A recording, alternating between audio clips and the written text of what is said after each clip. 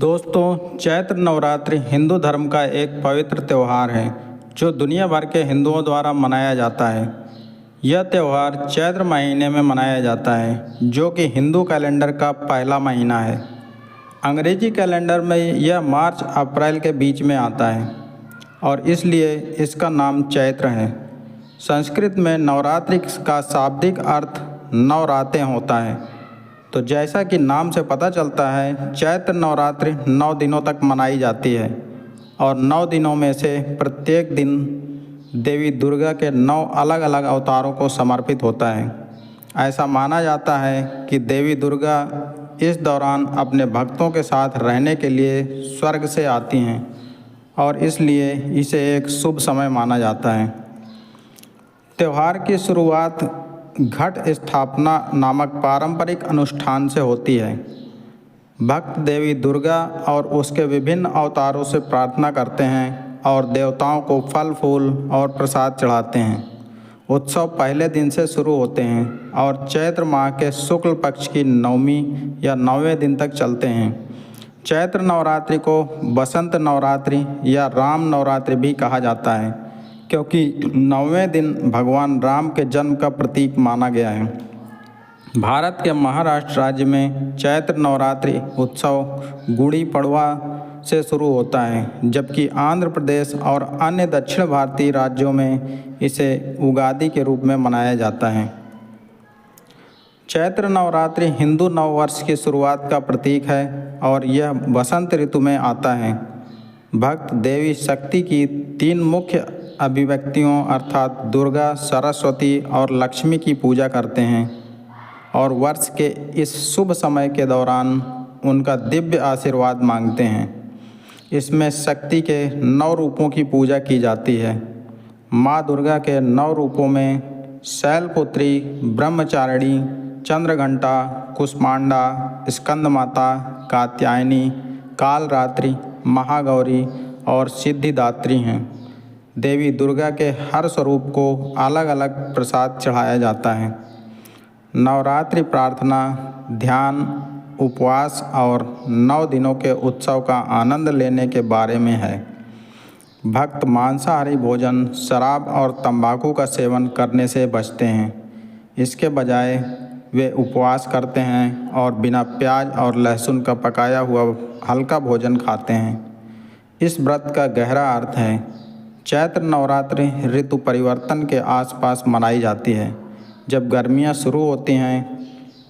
इसी दौरान हमारी रोग प्रतिरोधक क्षमता और पाचन तंत्र कमज़ोर हो जाता है, इसलिए उस दौरान हल्का भोजन करने की सलाह दी जाती है।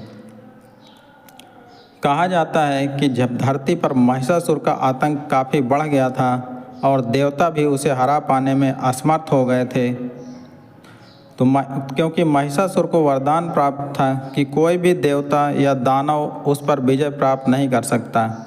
ऐसे में देवताओं ने माता पार्वती को प्रसन्न कर उनसे रक्षा का अनुरोध किया। इसके बाद माता रानी ने अपने अंश से 9 रूप प्रकट किए, जिन्हें देवताओं ने अपने शस्त्र देकर शक्ति संपन्न किया। ये क्रम चैत्र के महीने में प्रतिपदा तिथि से शुरू होकर 9 दिनों तक चला। तब से इन 9 दिनों को चैत्र नवरात्रि के रूप में मनाया जाने लगा।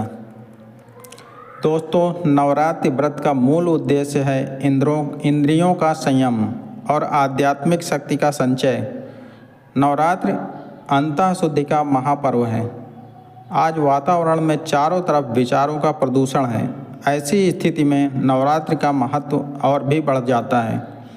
अपने भीतर की ऊर्जा जगाना ही देवी उपासना का मुख्य प्रयोजन है। दुर्गा पूजा और नवरात्र मानसिक, शारीरिक और आध्यात्मिक शक्ति का प्रतीक हैं। चैत्र की नवरात्रि के साथ राम जन्म एवं राम राज्य की स्थापना का इतिहास है। इस कारण इस नवरात्रि का महत्व सर्वाधिक है। ज्योतिष शास्त्र में चैत्र नवरात्रि का विशेष महत्व है क्योंकि चैत्र नवरात्रि के बाद सूर्य का राशि परिवर्तन होता है। सूर्य 12 राशियों में भ्रमण पूरा करते हैं और फिर से अगला चक्र पूरा करने के लिए पहली राशि मेष में प्रवेश करते हैं।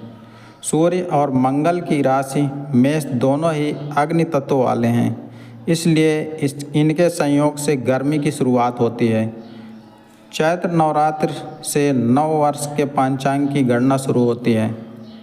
चैत्र नवरात्र का धार्मिक दृष्टि से खास महत्व है, क्योंकि चैत्र नवरात्रि के पहले दिन आदि शक्ति प्रकट हुई थी और देवी के कहने पर ब्रह्मा जी ने सृष्टि निर्माण का कार्य शुरू किया था।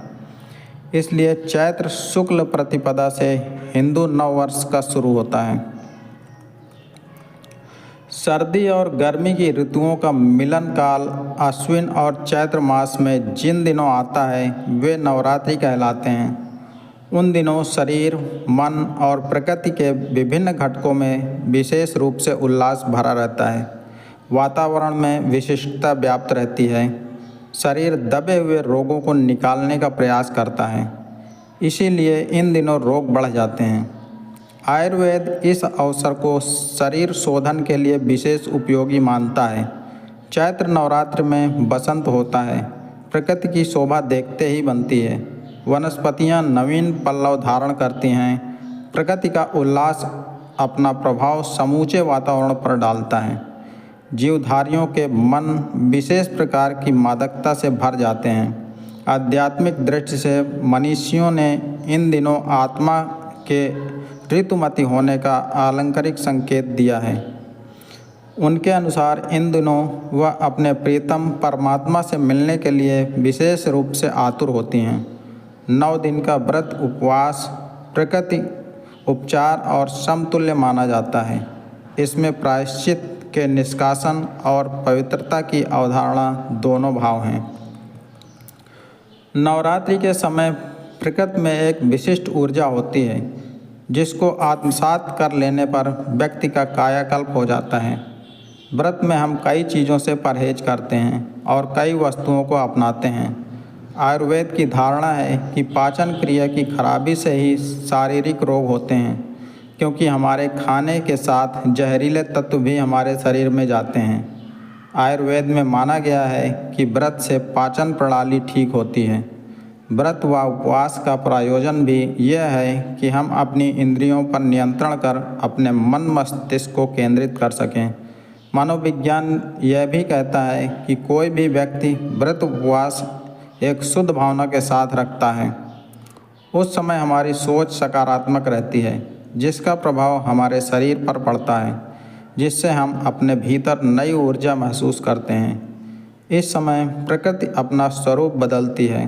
वातावरण में एक अलग सी आभा देखने को मिलती है।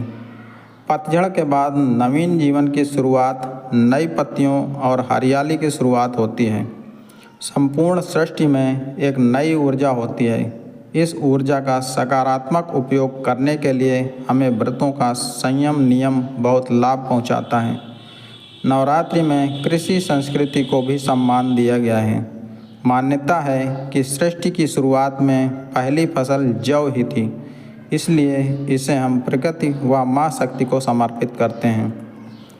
दोस्तों, चैत्र नवरात्रि से जुड़ी ये जानकारी आपको कैसी लगी, कृपया हमें कमेंट करके बताएं तथा वीडियो को लाइक करें और चैनल को सब्सक्राइब करना ना भूलें। धन्यवाद।